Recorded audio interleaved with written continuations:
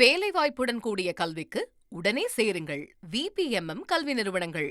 தமிழ்நாட்டின் 69% இடஒதுக்கீட்டிற்கு சட்ட பாதுகாப்பு பெற்று தந்தது முன்னாள் முதல்வர் ஜெயலலிதா தமிழ்நாட்டிற்கு செய்த சாதனை என்று அன்புமணி ராமதாஸ் புகழ்ந்துள்ளார். மாமல்லபுரத்தில் நடந்த வன்னியர் இளைஞர் மாநாட்டில் பேசிய அன்புமணி ராமதாஸ், தமிழகத்தில் நடைமுறையில் உள்ள 69% இடஒதுக்கீட்டை பாதுகாக்க தமிழக அரசு சார்பில் சாதிவாரி கணக்கெடுப்பை நடத்த வேண்டும் என்று கோரிக்கை வைத்திருந்தார். தொடர்ந்து பேசிய அவர், 69% இடஒதுக்கீடு ஜெயலலிதா செய்த சாதனை என்று புகழாரம் சூட்டினார்.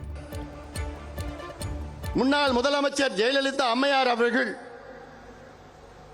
69 விழுக்காடு இடஒதுக்கீட்டை 9வது அட்டவணையிலே, அரசியல் சாசன 9வது அட்டவணையிலே மிக சிரமத்திற்கு பிறகு நம்ம இடஒதுக்கீடை பாதுகாப்பு அளித்தார்.